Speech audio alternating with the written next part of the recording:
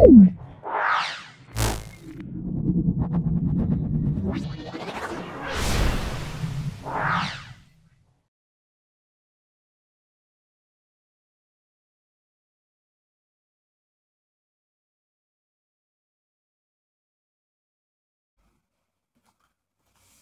এবার আমরা চলে আসছি। দেখো 2 নম্বর স্কুলটা, সেটা আরামবাগ হাই স্কুল। ক্লাস 9-এর প্রত্যেকটা ছাত্রছাত্রী বলবো ভিডিওটা প্রথম থেকে শেষ পর্যন্ত দেখো। অবশ্যই ভিডিওটি উপকৃত হবে এবং খাতায় তোমরা বারবার প্র্যাকটিস করবে, পরীক্ষায় অত্যন্ত ভালো মার্কস পাবে। চলে এসছে একটি পূর্ণ দৃঢ় বস্তুর ইয়ং গুণাঙ্ক। এটি পূর্ণ দৃঢ় বস্তুর ইয়ং গুণাঙ্ক আমরা অসীম বলবো। হ্যাঁ, জলের ওপর জলীয় বাষ্প পরিবর্তে শুষ্ক বায়ু থাকলে পৃষ্ঠটান কি হবে? মনে রাখবে, এই শুষ্ক বায়ু, জলীয় বাষ্প এগুলোর উপর পৃষ্ঠটান নির্ভর করে না, তাহলে অবশ্যই আমরা বলবো অপরিবর্তিত থাকবে। কোনটির বিস্তার মাধ্যম তরল নয়? বিস্তার মাধ্যম বলবো, দেখো কুয়াশার ক্ষেত্রে দেখে নাও, বিস্তার মাধ্যম গ্যাস, দেখতে পাচ্ছ? তাহলে কুয়াশা বিস্তার মাধ্যম গ্যাস আর বিস্তৃত মাধ্যম তরল, এটা আমরা কুয়াশা বলবো। 60 গ্রাম NaOH কে 500 ml দ্রবণে দ্রবীভূত করলে গাঢ়ত্ব কত হবে? NaOH এর মোলার ভর আমরা কত বলবো? 40 গ্রাম বলবো। n সমান আমরা কি বলবো? কত দেওয়া আছে? 60 গ্রাম, 60/40, কাটাকুটি করলে তাহলে 3/2, শূন্যগুলো কেটে গেল, 2 দিয়ে কাটলে 3/2।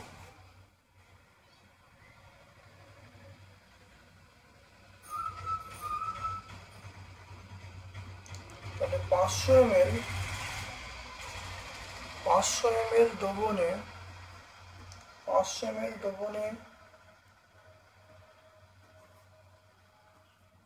দ্রবীভূত NaOH, 500 ml দ্রবণে দ্রবীভূত NaOH এর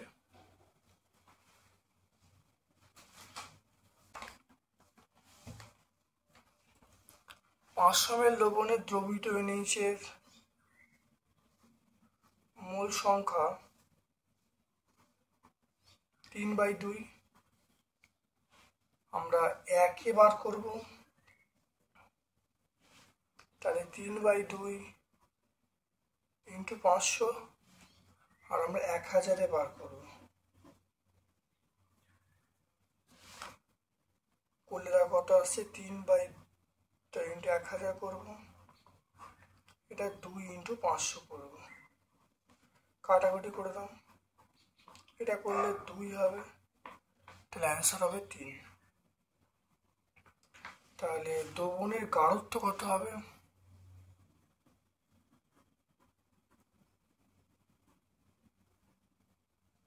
দ্রবণের গাঢ়ত্ব 3 মোল পার লিটার। 3 মোল পার লিটার। দেখে নাও ভালো করে, খুব ভালো করে দেখে নাও। NaOH মানে 40, এর মোল সংখ্যা 60/40, মানে যেটা দেয়া আছে সেটা বাই এর যে আণবিক ভর, তাহলে 3/2। তাহলে 500 ml দ্রবণে দ্রবীভূত NaOH হলো 3/2, 1 কত আর 1000 কত, করলে দেখো দ্রবণের গাঢ়ত্ব পেয়ে গেলাম কত? 3 গ্রাম পার মোল। তাহলে আমরা কোন অপশনটায় পাবো? তাহলে আমরা পাবো, দেখে নাও, যে অপশনটায় পাবো সেটা হলো অপশন ডি। হ্যাঁ, অপশন ডি। তাহলে আমরা অ্যান্সার কোনটা করব? Option D. তারপরে দেখো, ক্ষারীয় দ্রবণে মিথাইল অরেঞ্জের বর্ণ। ক্ষারীয় দ্রবণে মিথাইল অরেঞ্জের বর্ণ।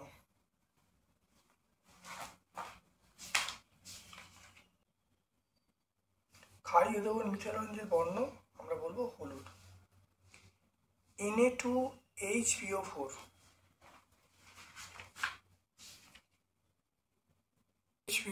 এটা আমরা দেখতে পাচ্ছ, তোকে অ্যাসিড লবণ। হ্যাঁ, আমরা অ্যাসিড লবণ বলতে পারি বা বাই লবণ বলতে পারি। অ্যাসিড লবণ, অ্যাসিড লবণ বা আম্লিক লবণ, অ্যাসিড লবণ, আম্লিক লবণ, বাই লবণ সব একই ব্যাপার। তাহলে অ্যাসিড লবণ বা আম্লিক লবণ। কোনটিতে অণুর সংখ্যা সর্বাধিক? অণুর সংখ্যা সর্বাধিক দেখে নাও, এইটা মানে হাফ মোল, এইটা মানে হলো হাফ মোল, এটা মানে 2 গ্রাম ইস্টন 1 মোল, 16 গ্রাম এটা মানে, তাহলে অণুর সংখ্যা এটা হলো 1 মোল। তাহলে এখানে দেখা যাচ্ছে বাকিগুলো, এটা হলো হাফ মোল, এটা হলো হাফ মোল, এটা হলো হাফ মোল। তাহলে আমরা দেখো 1 মোল, দেখো 1 মোল মানে এইটা, এর মধ্যে অণুর সংখ্যা বেশি, তাহলে আমরা বলবো 2 গ্রাম H2। তারপর দেখো একই ভর সম্পন্ন চলমান দুটো বস্তুর গতিশক্তি বলা আছে, ভরের অনুপাত বার করতে বলেছে। তাহলে একই ভরবেগ সম্পন্ন চলমান দুটো বস্তুর গতিশক্তির অনুপাত বলা আছে, ভরের অনুপাত কি হবে? √2mE, এটা আমরা জানি। P সমান √2mE, P মানে রৈখিক ভরবেগ, M মানে ভর, আর E মানে গতিশক্তি। তাহলে দুজনকার কি বলা আছে? গতিশক্তি সমান, দুজনকার বলা আছে একই ভরবেগ। তাহলে দুজনকার, তাহলে প্রথম ক্ষেত্রে আমরা বলবো P1 সমান √2m1U1, দ্বিতীয় ক্ষেত্রে আমরা বলবো P2 সমান √2m2U2। এবার দেখো দুটো সমান, অর্থাৎ P1 সমান P2, P1 সমান P2 হওয়ার জন্য আমরা √2m1U1 বাই √2m2U2 পেয়ে গেলাম। উভয় পক্ষে স্কোয়ার করলে তাহলে 2m1U1 2m2U2 এটা হয়ে গেল। তাহলে এখান থেকে 2 দিয়ে ক্যান্সেল হয়ে গেল, 2 দিয়ে ক্যান্সেল হয়ে গেলে তাহলে এখানে আমরা বলবো যে m1 বাই m2 আমরা বলবো E2 বাই U1, এটা আমরা বলবো। তাহলে E2 বাই U1 মানে এটা আমরা বলবো, দেখো এখানে দেখো গতিশক্তির অনুপাত বলা আছে 4/1, তাহলে উল্টে যাবে, তাহলে 1/4 হবে। তাহলে আমরা বলবো m1 বাই m2 এটা 1/4 বা 1:4 আমরা বলবো। তাহলে কোন অপশানটা আসবে দেখে নাও, আমরা অপশান ডি বলবো। আমরা চলে আসবো অপশান ডি।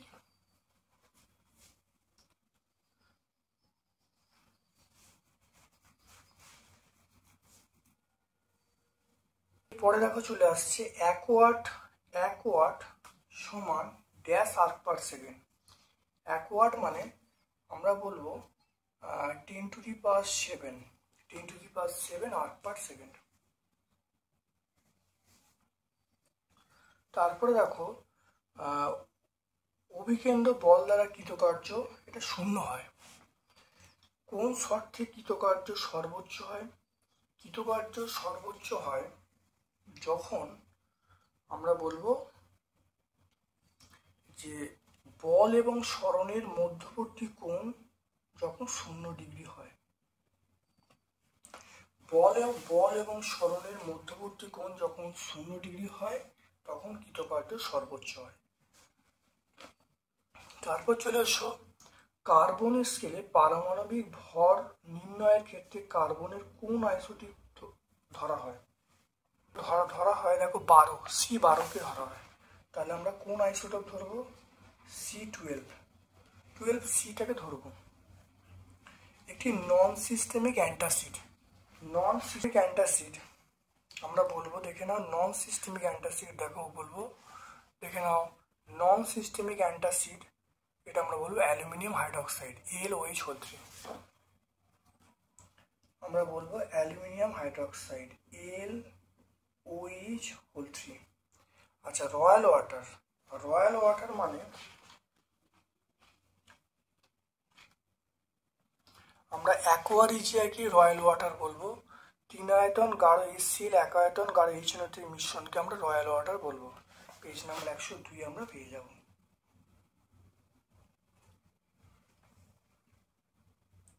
উষ্ণতা বৃদ্ধিতে দাব্যতা প্রায় 1 থাকে এমন একটা লৌহ, এটা আমরা বলবো NaCl। দেখতে পাচ্ছি NaCl এর দাব্যতা প্রায় 1 থাকছে, আমরা কি বলবো? NaCl।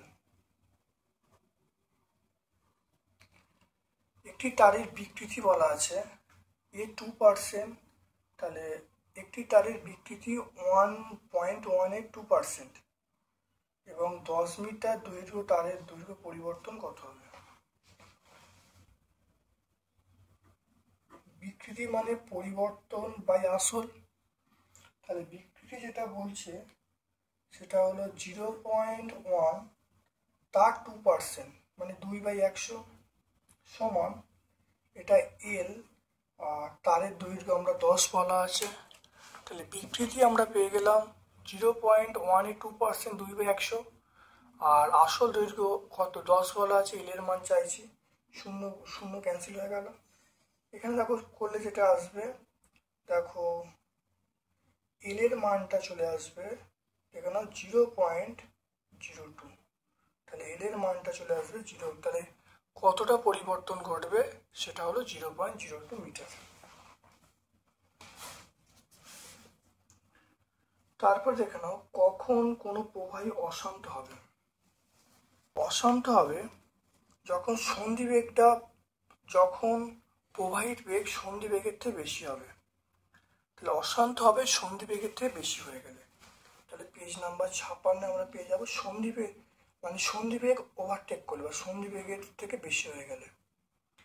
জলের আপেক্ষিক ঘনত্ব 1 হলে, তাহলে এ সাইডে জলের ঘনত্ব কত হবে, এটা আমরা বলবো 1000 বলবো, 1000 কেজি পার মিটার কিউব। আমরা কত বলবো, 1000 কেজি পার মিটার কিউব।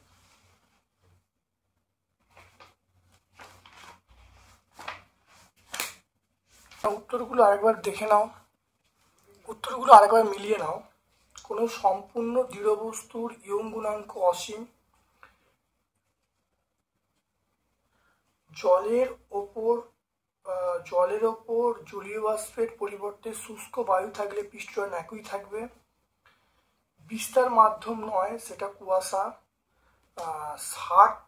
60 গ্রাম NaOH কে 500 ml জলে দ্রবীভূত করলে দ্রবণের গাঢ়ত্ব এটা 3 মোল পার লিটার হবে, ক্ষারীয় দ্রবণে মিথাইল অরেঞ্জের বর্ণ হলুদ হবে, Na2HPO4 এটা আম্লিক লবণ হবে, সর্বোচ্চ অণুর সংখ্যা আমরা 2 গ্রাম H2 বলবো, একই ভর সম্পন্ন চলমান বস্তুর গতিশক্তি 4:1 হলে ভরের অনুপাত হবে 1:4, অ্যাকোয়ার্ড সমান 10⁷ আর্ক পার সেকেন্ড, অভিকেন্দ্র বল দ্বারা কৃতকার্য শূন্য হবে, কোন শর্তে কৃতকার্যের মান সর্বোচ্চ হবে, যখন সরণ প্রযুক্ত বল 0 ডিগ্রি হবে, কার্বনের স্কেলে পারমাণবিক ভর নির্ণয় করার জন্য, পারমাণবিক ভর নির্ণয় করার জন্য কার্বনের কোন আইসোটোপ ব্যবহার করা হয়, 12C6 ব্যবহার করা হয়, নন সিস্টেমেটিক অ্যান্টাসিড হলো অ্যালুমিনিয়াম হাইড্রোক্সাইড, রয়্যাল ওয়াটার বলা হয়, আমরা বলবো সেটার নাম হলো অ্যাকোয়া রিজিয়াকে আমরা রয়্যাল ওয়াটার বলবো। উষ্ণতা বৃদ্ধিতে দাব্যতা প্রায় 1 থাকে এমন লবণ হলো NaCl, সোডিয়াম ক্লোরাইড। তারপরে দেখো এইটা 6টা হলো তারের বিকৃতি 0.1 এর 2%, 10 মিটার তারের দৈর্ঘ্যের পরিবর্তন কত হবে। দেখো বিকৃতির সমান আমরা বলবো L/L, তাহলে 0.1 × 2/100 সমান L/10, 0 কেটে গেল, তাহলে অ্যান্সার হলো L এর মান 0.02 মিটার। তারপরে দেখে নাও কখন কোনো প্রবাহী অশান্ত হয়, যখন প্রবাহীর বেগটা সন্ধিবেগের থেকে বেশি হয়, আর জলের আপেক্ষিক ঘনত্ব 1 বলা আছে, এর সাথে হবে আমরা 1000 কেজি পার মিটার কিউব বলবো। জলে ভাসমান পাথরখণ্ডের আয়তনের 1/11 অংশ ওপরে থাকে, বরফের ঘনত্ব কত হবে। দেখে নাও, আমরা বলবো বরফের আয়তন মানে 1 - 1/11 অংশ, তাহলে এখানে দেখো 10/11 অংশ, এটা বলবো জলের নিচে থাকে বা জলের নিচে আছে, তাহলে ভাসমান অবস্থায় বরফখণ্ডের ওজন মানে প্লবতা বলবো, তাহলে আমরা বলবো যে কে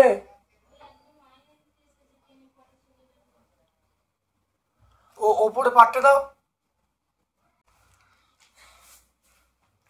তাহলে ভাসমান অবস্থায় বরফ খণ্ডের ওজন সমান আমরা বলবো প্লবতা। তাহলে বরফের আয়তন ইন্টু বরফের ঘনত্ব সমান বরফের নিমজ্জিত অংশের আয়তন ইন্টু জলের ঘনত্ব। এইখান থেকে দেখে নাও আমরা বলবো, দেখো বরফের নিমজ্জিত অংশের আয়তন বাই এই বরফের আয়তন, তাহলে এইটা বাই এইটা করা হলো সমান আমরা কি বলবো, দেখো বরফের ঘনত্ব হবে বাই জলের ঘনত্ব হবে। দেখে নাও মানটা বসিয়ে দিলাম। এইটার মান হলো 10/11, এইটার মান হলো দেখো জলের ঘনত্ব 1, তাহলে বরফের ঘনত্ব দেখো এখানে পেয়ে গেলাম 10/11 সমান বরফের ঘনত্ব বাই 1, তাহলে বরফের ঘনত্ব পেয়ে গেলাম 10/11 গ্রাম পার সেমি কিউব।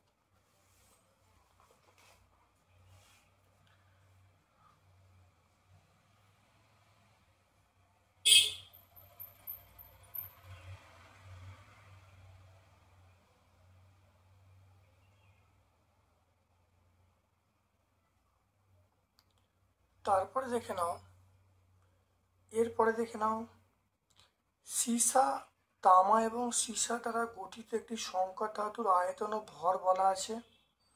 তামা এবং সীসার ঘনত্ব এটা বলা আছে, তামা এবং সীসার আপেক্ষিক ঘনত্ব বলা আছে। তাহলে ধাতুতে কতটা তামা কতটা সীসা আছে সেইটা বার করতে বলছে। সংকর ধাতুতে তামার পরিমাণ দেখো V1 সেমি কিউব, সীসার পরিমাণ আমরা V2 বলবো 30 মাইনাস V1 সেমি কিউব। তামার ঘনত্ব আমরা বলবো 8.89 গ্রাম পার সেমি কিউব, সীসার ঘনত্ব আমরা বলবো 11.37 গ্রাম পার সেমি কিউব। প্রশ্নানুসারে দেখো এইটা প্রথমটার ভর অর্থাৎ সীসার ভর প্লাস তামার ভর সমান মোট ভর বলা আছে। এটা আমি ক্যালকুলেশন করছি, দেখে নাও এটা, দেখে নাও এটা ক্যালকুলেশন করলে তাহলে 8.89 V1 প্লাস দেখো এইটার সঙ্গে এইটা গুণ করছি,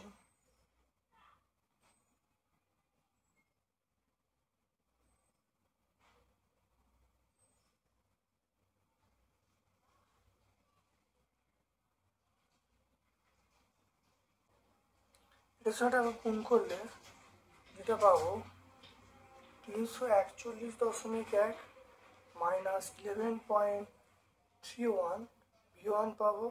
এটা আমরা কত পাবো 320 পাবো। এটা থেকে এটা বাদ দিলে দেখো যেটা আসবে মাইনাস 2.42, এটা থেকে এটা বাদ দিলে মাইনাস 2.42।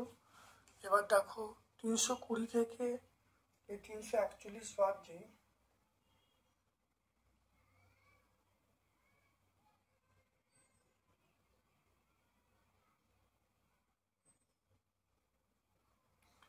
এটা দেখো করলে যেটা আসবে এটা V1 বলবো, এটা আসবে দেখো 320 থেকে 341.1 বাদ দিলে সেটা মাইনাস 21.1, এটা ভাজিত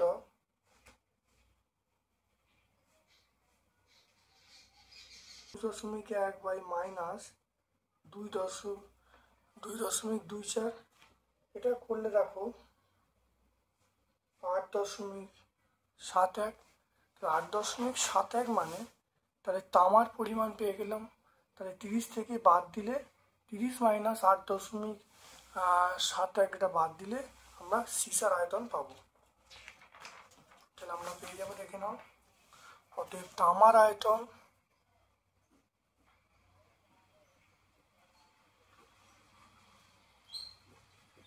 তামার আয়তন 8.81 সেমি কিউব। তারপর দেখে নাও সীসার আয়তন,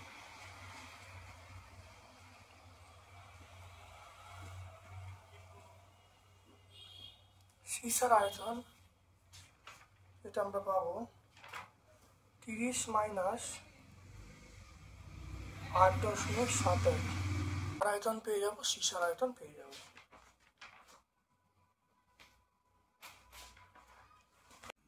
পরের প্রশ্ন চলে এসো, এনটিপিতে 5 গ্রাম গ্যাস 4 লিটার আয়তন দখল করলো, গ্যাসটার আণবিক গুরুত্ব কত? এনটিপিতে 4 লিটার গ্যাসের ভর বলা আছে 5 গ্রাম। 1 লিটার গ্যাসের ভর 5/4 গ্রাম, আর বলা আছে 22.4 লিটার। 5 × 22.4 × 4 গ্রাম।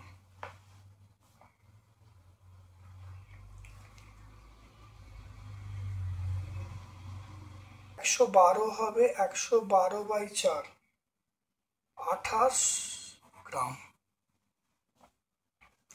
তাহলে এনটিপিতে 4 লিটার গ্যাসের ভর 5 গ্রাম, একে কত 22.4 কত পেয়ে গেলাম 28 গ্রাম।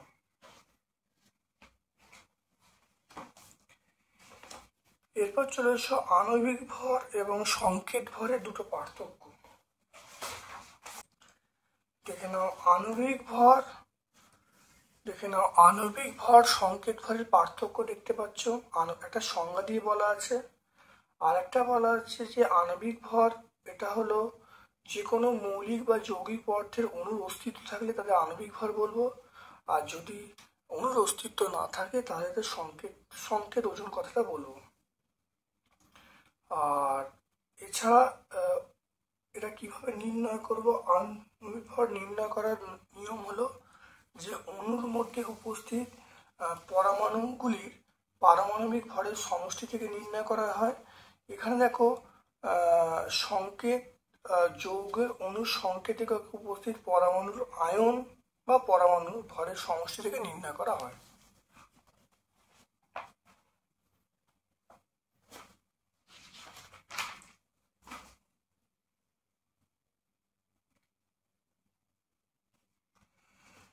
এরপরে দেখো চলে এসো সম্পৃক্ত দ্রবণকে অসম্পৃক্ত দ্রবণকে সম্পৃক্ত করা যায় কি কি উপায়। দেখো অসম্পৃক্ত দ্রবণকে সম্পৃক্ত করার পদ্ধতি 1 নম্বর হলো যে নির্দিষ্ট উষ্ণতায় অসম্পৃক্ত দ্রবণে অতিরিক্ত দ্রাব যোগ করতে হবে। 2 নম্বর পয়েন্ট হলো যে দেখো দ্রাব যোগ না করে অসম্পৃক্ত দ্রবণকে দুটি পদ্ধতিতে সম্পৃক্ত করা যায়।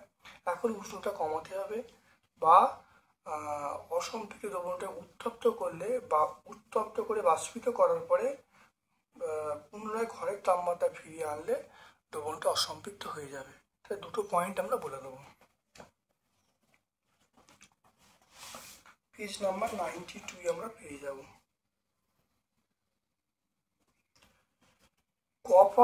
উত্তপ্ত কপারের উপর দিয়ে নাইট্রিক অ্যাসিড পাঠালে কি ঘটবে? দেখে নাও উত্তপ্ত কপারের উপর দিয়ে যদি নাইট্রিক অ্যাসিড পাঠানো হয় তাহলে দেখে নাও উত্তপ্ত কপারের উপর দিয়ে নাইট্রিক অ্যাসিড পাঠালে কপার নাইট্রেট, নাইট্রোজেন ডাইঅক্সাইড এবং জল উৎপন্ন হবে। খুব ভালো দেখে নাও। পেজ নাম্বার 102 আমরা পেয়ে যাব। শীতল এবং লঘু নাইট্রিক অ্যাসিডের সঙ্গে তামার বিক্রিয়া করে কি উৎপন্ন হবে? দেখো শীতল এবং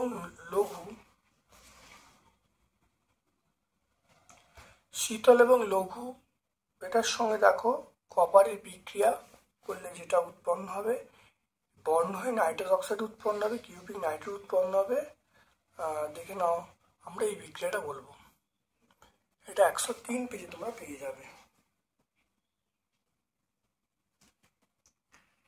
প্রমাণ করো রৈখিক ভরবেগ P সমান 2E/v।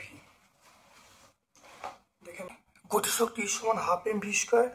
তো এটাকে আমরা এরকম ভাবে লিখি ½ mv × v।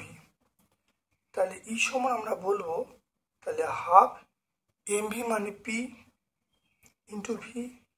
তাহলে আমার লক্ষ্য হলো এখান থেকে P বার করা। তাহলে P বার করার নিয়ম হলো দেখো কোনাকুনি গুণ হলো, তাহলে 2E/v। তাহলে আমরা জানি গতিশক্তি সমান ½ mv²। এটা হলো mv মানে P।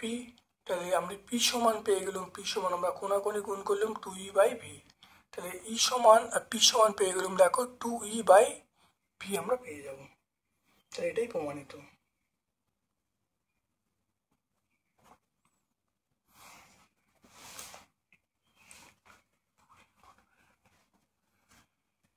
এরপরে চলে এসো অভিকর্ষের প্রভাবে অবাধে পতনশীল বস্তুর ক্ষেত্রে যান্ত্রিক শক্তি ধ্রুবক থাকে। এটা দেখবে কার্যশক্তি একটা প্লেলিস্ট আছে, সেই কার্যশক্তি প্লেলিস্টে তোমরা অবশ্যই পেয়ে যাবে। এটা ছাড়াও তোমরা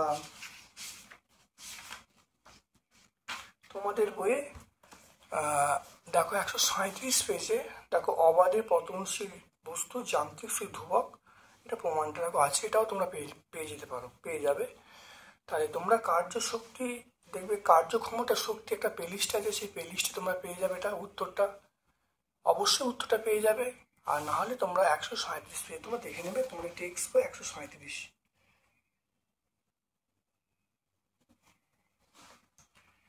এম এবং 4m ভরের বস্তুর গতিশক্তি 2:1, তাদের ভরবেগের অনুপাত বার করতে বলছে। এটা হলো P1 সমান √2m1 E1, দেখো P2 সমান √2m2 E2। এখানে কি বলা আছে, ভরবেগের অনুপাত বার করতে বলেছে। তাহলে P1/P2, এটা P1 এটা P2 দুটোকে বাই করা হলো, তাহলে P1/P2 দুটোকে বাই করলে দেখো 2m1 E1 বাই √2 দেখো √2m1 E1 by √2m2 E2। এবার এইখান থেকে আমি পেয়ে যাবো, দেখে নাও, তাহলে আমি বড় করে রুট করে দিই, তাহলে 2m1 by 2m2 into E1 by E2, দেখে না ভালো করে। তাহলে এখান থেকে আমরা P1/P2 এই মানটা যদি বলি, এর 2 দিয়ে কেটে দাও, তাহলে m1/m2, এটা দেখো ভর বলা আছে, একটা m বলা আছে আর একটা 4m বলা আছে, আর গতিশক্তি যেটা বলা আছে সেটা 2/1 বলা আছে, 2/1। তাহলে এখান থেকে mm কেটে গেল, তাহলে এটা 2 দিয়ে কাটলে তাহলে 1/2 রুট হয়ে যাবে। তাহলে P1/P2 সমান আমরা বলবো 1/√2।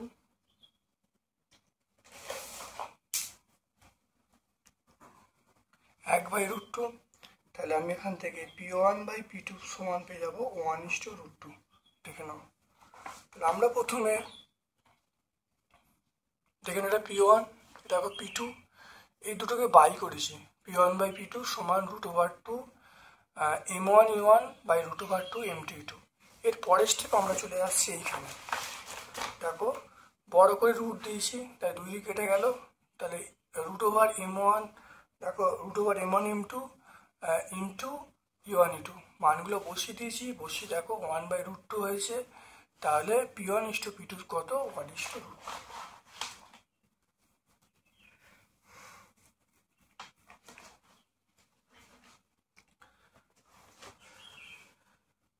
এরপরে চলে এসো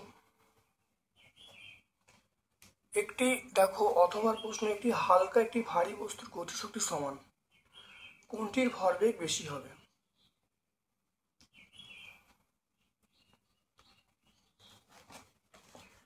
এইটা তোমরা অবশ্যই প্লেলিস্টে পেয়ে যাবে, কার্যক্ষমতার শক্তি যে প্লেলিস্ট আছে, সেই কার্যক্ষমতার শক্তির প্লেলিস্টটা এই দুটো 4-এর দাগের, দেখো 4-এর দাগের এ, 4-এর দাগের 1-এর এ আর অথবারে, এইগুলো সব উত্তর তোমরা অবশ্যই পেয়ে যাবে। আমি প্লেলিস্টের লিঙ্কটা এই ভিডিও শেষে দিয়ে দেয়া থাকবে, তোমরা অবশ্যই দেখে নেবে, এই উত্তর তোমরা পেয়ে যাবে। আমি বিয়েরটায় আসছি। 20 কেজি ভরের একটি বালক 2.1/2 কেজি ভরের একটি বাস্ক নিয়ে 1.5 মিনিটে 18 মিটার ওপরে উঠল, ক্ষমতা কত? দেখে নাও। আমরা বিয়েরটা চলে আসছি।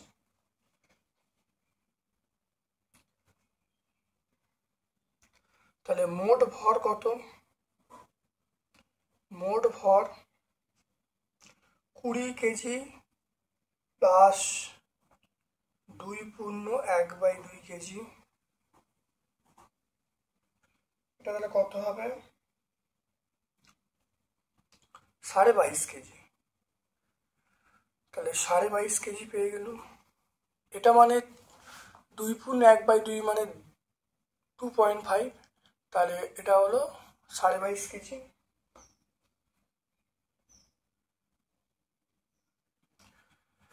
এবারে আমরা জানি ইপি সমান আমরা জানি mgh, m এর মান 22.5, g এর মান আমরা পেয়ে গেলাম 9.8, আর h এর মান আমরা 18 পেয়ে গেলাম। এককটা হবে জুল পেয়ে গেলাম। আচ্ছা, টি এর মান পেয়ে গেলাম 1/1/2 মিনিট। 1/1/2 মিনিট মানে আমরা বলবো টি সমান এটা 90 সেকেন্ড। ডব্লিউ মানে কি? E P by T. ইপির মান হলো 22.5 into 9.8 into 18/90।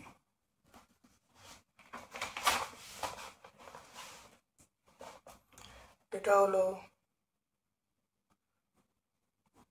Joule per second. এখানে এটা গুণ করলে আসবে 2,969/90।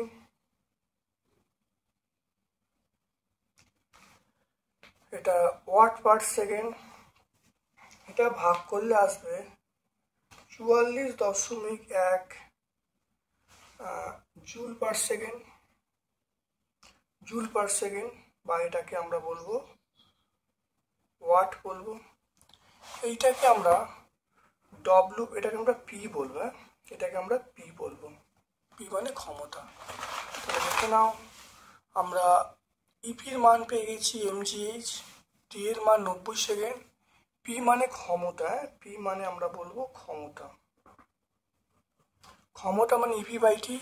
মানগুলো বসিয়ে দেখো জুল পার সেকেন্ড, তাহলে 41.1 ওয়াট। এরকম অঙ্ক তোমরা অবশ্যই প্লে লিস্টে পেয়ে যাবে। আমি প্লে লিস্টের লিঙ্কটা অবশ্যই ডিসক্রিপশন সেকশনে দিয়ে দেবো। তারপরে চলে এসো অ্যালুমিনিয়াম অক্সাইড কি অক্সাইড যুক্তিতে বলছেন। দেখো অ্যালুমিনিয়াম অক্সাইড আমরা বলবো উভধর্মী অক্সাইড, কারণ এটা অ্যাসিড ও ক্ষার উভয়ের সঙ্গে বিক্রিয়া করে। দেখো অ্যাসিডের সঙ্গে বিক্রিয়া করে লবণ জল উৎপন্ন হচ্ছে, দেখো ক্ষারের সঙ্গে বিক্রিয়া করে লবণ জল উৎপন্ন হচ্ছে। তাহলে অ্যালুমিনিয়াম অক্সাইড আমরা বলবো উভধর্মী অক্সাইড। পেজ নাম্বার 108 আমরা পেয়ে যাব।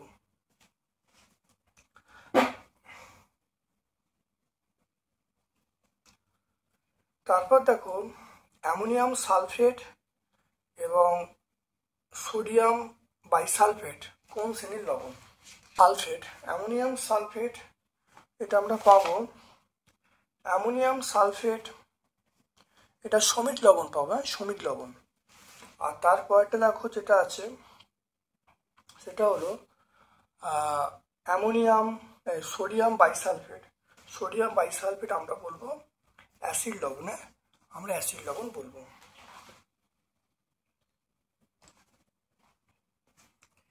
এরপরে দেখো 250 মিটার দীর্ঘ 1 মিলিমিটার ব্যাসের একটি লোহার তারের এক প্রান্তে দড়ির সঙ্গে দৃঢ়ভাবে আবদ্ধ, অপর প্রান্তে 8 কেজি ভরের একটি ওজন রাখা আছে। দৈর্ঘ্য বৃদ্ধি কত হবে?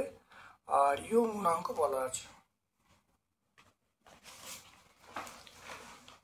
50 সেন্টিমিটার।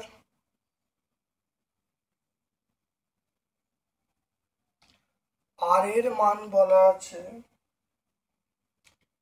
1/2 ব্যাস ছিল, তাহলে ব্যাসার্ধ করা হলো, তাহলে 1/2 হলো তাহলে এবারে সেন্টিমিটার করার জন্য 1/2 ইন্টু 1/10, তাহলে সেন্টিমিটার হয়ে গেল। তো এটা আমরা বলবো 1/20, 1/20 সেন্টিমিটার। এরপরে এম এর মান বলা আছে, এম এর মান 8 কেজি বলা আছে। তাহলে এমজির মান 8 কেজি মানে 8 ইন্টু 10⁻³ গ্রাম পেয়ে গেলাম। এখান থেকে এমজির মান 8 ইন্টু 10⁻³ ইন্টু জি এর মান 9.8 ইন্টু 980, এটা 980 পেয়ে যাব। তাহলে এটা ইন্টু জি 980, এত আমরা ডাইন পেয়ে যাব। তাহলে বলটা পেয়ে গেলাম। ইয়ং গুণাঙ্ক অয়ের মান, ইয়ং গুণাঙ্ক অয়ের মান বলা আছে 20 ইন্টু 10⁻10 ডাইন পার সেমি স্কোয়ার। এবার এখান থেকে দেখো আমরা পেয়ে যাব যে ওয়াই সমান F/A small L by capital L. এখান থেকে আমরা আমাদের যে দরকার তারের দৈর্ঘ্য বৃদ্ধি, অর্থাৎ আমাদের এলটা দরকার, এলটা আমাদের চাইছে। তাহলে কোনাকুনি গুণ হলো, দেখে নাও এটা আমরা পেয়ে যাব। তাহলে এল বাই এল এটা পেয়ে যাব F/AY, F/AY পেয়ে গেল। এখানে এল এর মানটা পেয়ে যাব FL/AY। তাহলে দেখে নাও, অতএব এল সমান এফ মানে পাই আর স্কোয়ার, পাই আর স্কোয়ার মানে দেখো আর বলা আছে 1/20 না, এফ মানে আমরা পেয়ে যাবো এটা এমজি এটাই আমরা এফ বলবো। এফ সমান এমজি ইন্টু 980 ইন্টু এল মানে 250 বাই আমরা বলবো এর মান পাই আর স্কোয়ার মানে 1/20 তার স্কোয়ার ইন্টু ওয়াই মানে 20 ইন্টু 10⁻11। দেখে নাও ভালো করে, এল এর মান এটা, আর এর মান এটা, এখান থেকে পাই আর স্কোয়ার করা হলো। তারপর এম এর মান দেওয়া আছে, এফ এর মান পেয়ে গেলাম। তাহলে ওয়াই এর মান দেখে নাও, তাহলে এখান থেকে আমরা এল এর মান পেয়ে যাব FL/AY। তাহলে এফ এর মান দেখো, এফ মানে কি এমজি, তাহলে এম এর মান জি এর বসিয়ে দিয়েছি, এল এর মান বসিয়ে দিয়েছি, এর মান মানে পাই আর স্কোয়ার, আর মানে এইটা, তাহলে মান বসিয়েছি, ওয়াই এর মান বসিয়েছি।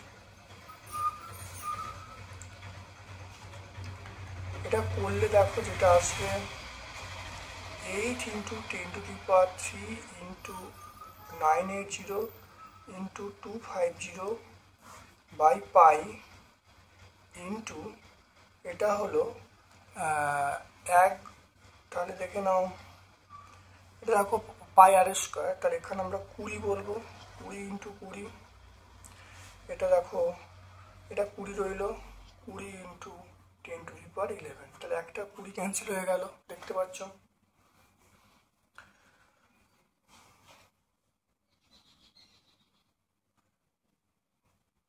তাহলে এখান থেকে আমরা এল এর মানটা দেখো বার করব। দেখো পাওয়ারে কি দেখে নাও,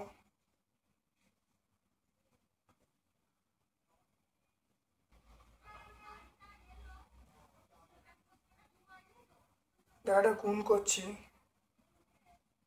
8 ইন্টু 980 ইন্টু 250 ইন্টু 20 গুণ করে দেখো 3 9 2, তাহলে 1 2 3 4 5, 5টা শূন্য। তাহলে 8 ইন্টু 980 ইন্টু 250 ইন্টু 20 গুণ করে এটা আসবে 8 ইন্টু 10⁻³ এখানে রইল বাই পাই ইন্টু 2 ইন্টু 10⁻11 বা এল সমান, তাকে এখানে পাওয়ার করে নাও, এটা পাওয়ার 5টা, তাহলে 392, এটা হলো 10⁵, এটা দেখো 10⁻³ বাই এটা পাই ইন্টু 2 ইন্টু 10⁻11। তাহলে এটা মানটা বসাচ্ছি, এল সমান দেখো 392, পায়ের মান 22/7, তাহলে 22/7 ইন্টু 2। আর এটা দেখো পাওয়ারটা দেখো 8 আছে, দেখো তাহলে 10⁻, তাহলে 5 + 3, পাওয়ারটা যোগ হলো, নিচে থেকে উপরে উঠছে 11 বিয়োগ হবে।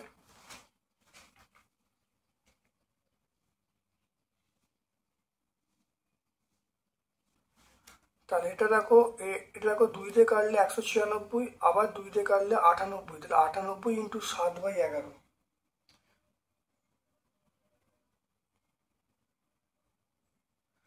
তাহলে 98 ইন্টু 7/11, তাহলে করলে যেটা আসবে L সমান 62.36 ইন্টু, এখানে রাখো 8, তাহলে 10⁻³ দেখে নাও।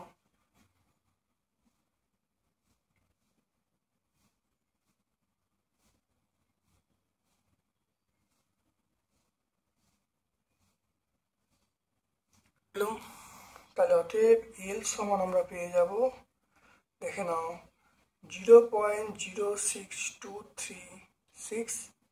অতএব দৈর্ঘ্য বৃদ্ধি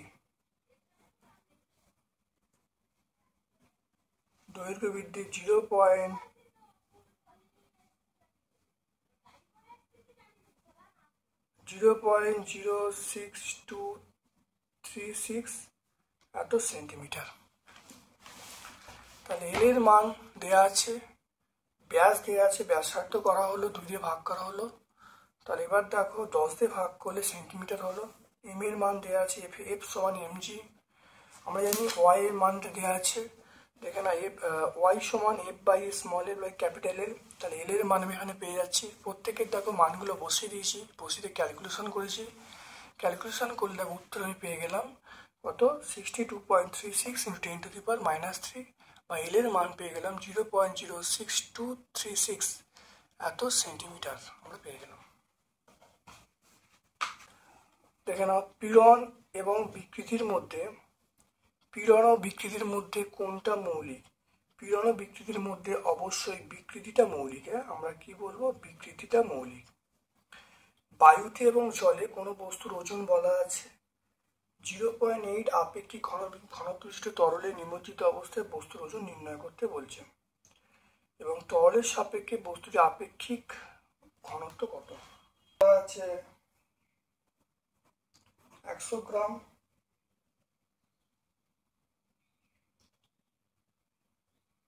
জলে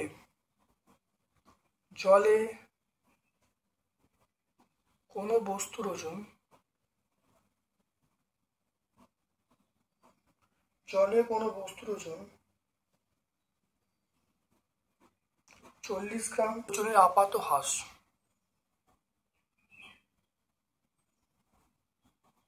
বস্তুটির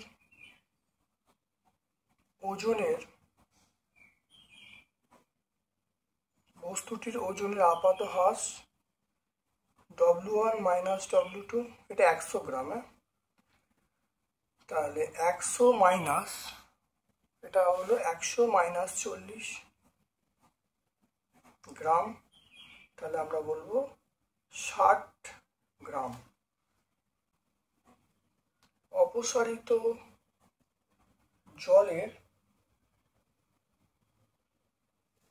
আয়তন, অপসারিত জলের আয়তন সমান আমরা বলবো বস্তুর আয়তন।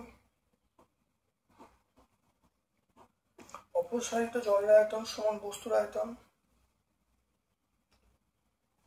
এটা বলবো কত,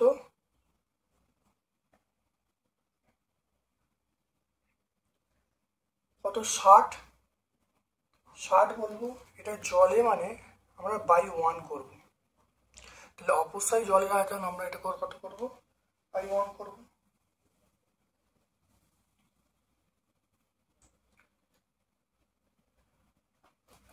তাহলে অপসারিত জলের আয়তন কত, এটা আমরা পাবো 60 পাবো। তাহলে 60 সেমি কিউব। তাহলে বস্তু দ্বারা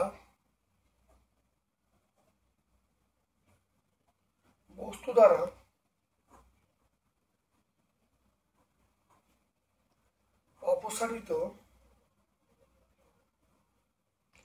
60 সেমি কিউব তরলের ওজন, এটা আমরা কত পাবো? তাহলে 60 ইন্টু 0.8 গ্রাম পাবো।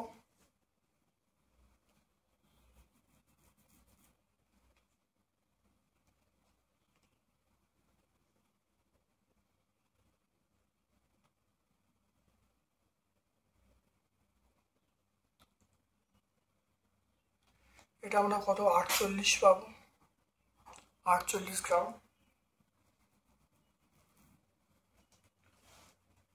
এবারে তরলে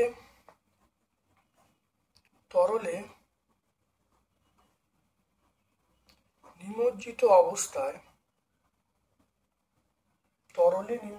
অবস্থায় আপাত ওজন মানে বস্তুর আপাত ওজন কত হবে? বাহিতে কত ছিল?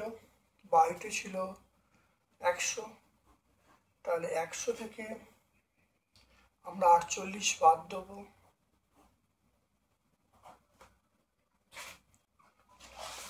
এখানে বস্তুর বায়ুতে ওজন বলা আছে 100 গ্রাম, জলে নিমজ্জিত অবস্থায় 40 গ্রাম, বস্তুর ওজনে আপাত হ্রাস 100 - 40 60, প্লবতা আমরা 60 গ্রাম ওয়েট করতে পারি, বা প্লবতা আমরা করলাম 60 গ্রাম। তারপর দেখো অপসারিত জলের আয়তন মানে বস্তুর আয়তন, এটা দেখো জলে ঘনত্ব 1 বলা 1 মনে রাখবে, তাহলে 60/1 মানে 60 সেমি কিউব। তাহলে তরলের যে ঘনত্ব বলা আছে 0.8 গ্রাম পার সেমি কিউব।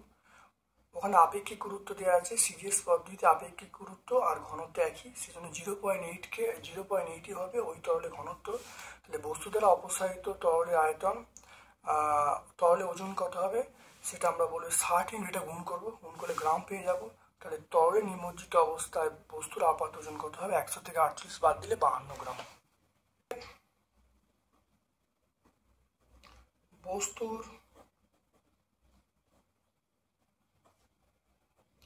আপেক্ষিক ঘনত্ব, পদার্থের ওজন আমরা কত বলবো? 100 বলবো। আর পদার্থটা কত জল অপসারণ করলো? দেখো বস্তু দ্বারা অপসারিত তরলের ওজন সেটা 48।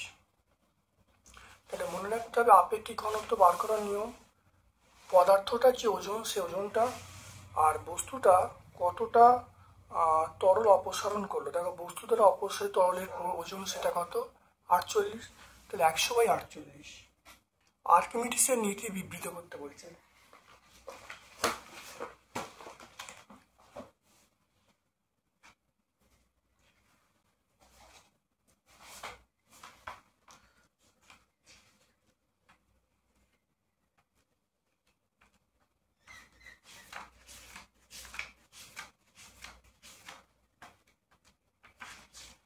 দেখেন আর্কিমিডিস নীতি, কোনো বস্তুকে স্থির তরল বা গ্যাসীয় আংশিক বা সম্পূর্ণ নিমজ্জিত করলে বস্তুর ওজন আপাত হ্রাস করে, আপাত হ্রাস বস্তুতে অপসারিত তরলের ওজনের সঙ্গে সমান হয়। পেজ নাম্বার 50 পেয়ে যাব।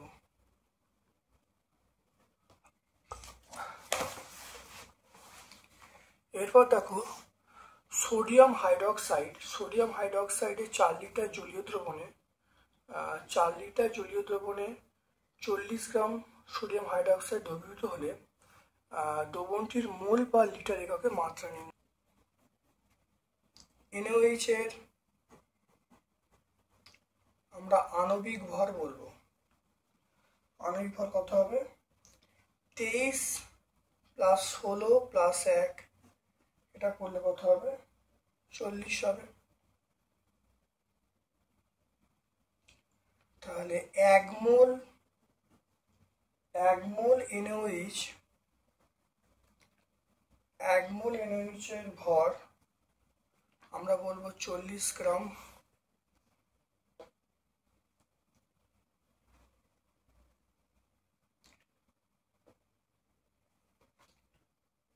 আচ্ছা এরপর দেখো বলা আছে 40 গ্রাম NaOH, 40 গ্রাম NaOH মানে আমরা কত বলবো? 1 মোল বলবো, কারণ এটাই 1 মোল বলছে, তাহলে 40 গ্রাম NaOH মানে আমরা কত বলবো? 1 মোল বলবো। তাহলে 4 লিটার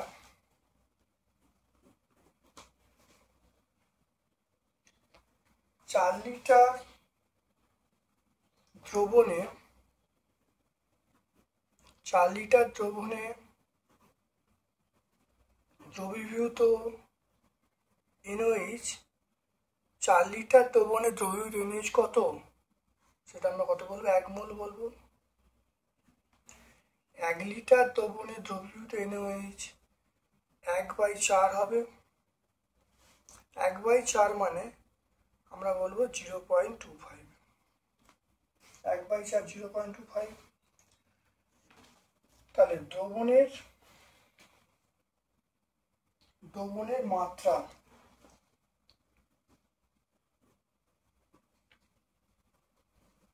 দ্রবণের মাত্রা 0.25 এত mole per litre, mole litre inverse. তাহলে 1 মোল NaOH মানে 40 গ্রাম, তাহলে 40 গ্রাম NaOH মানে 1 মোল।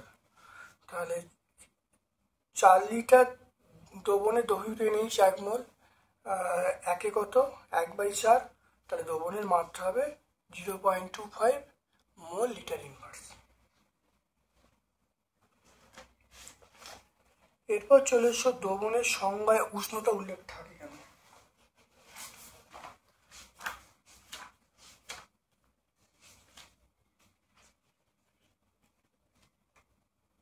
দেখো পরের প্রশ্ন, দেখো দাব্যতার সংজ্ঞায় উষ্ণতা উল্লেখ থাকে কেন? কারণ উষ্ণতা পরিবর্তনে দাব্যতা পরিবর্তিত হয়, তাই যে কোনো পদার্থের দাব্যতা উল্লেখ করার সময় উষ্ণতা বা তাপমাত্রা উল্লেখ করতে হয়।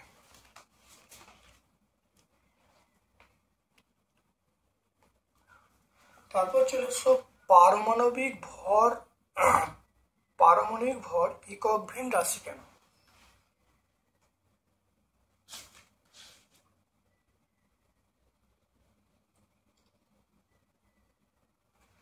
দেখো পারমাণবিক ভর বলতে মৌলের একটি পরমাণুর প্রকৃত ভর বাই 1/12 ইন্টু কার্বন পরমাণুর ভর। তাহলে বলতে চাইছি যে দুটো ভরের অনুপাত, তাহলে সেই জন্য একক ভিন্ন রাশি। তাহলে 79। আচ্ছা, অধিকাংশ মৌলের পারমাণবিক ভর ভগ্নাংশ হয় কেন?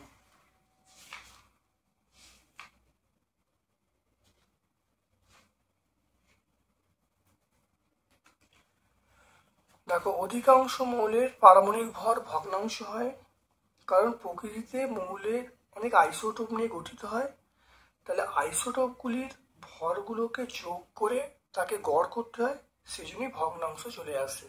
দেখো ক্লোরিনের উদাহরণটা দেওয়া আছে, দেখো ক্লোরিনের দেখো পারমাণবিক ভর পাচ্ছে 35.5। আমরা এই উত্তরটা বলে দেবো, পেজ নাম্বার 78-এ পেয়ে যাব।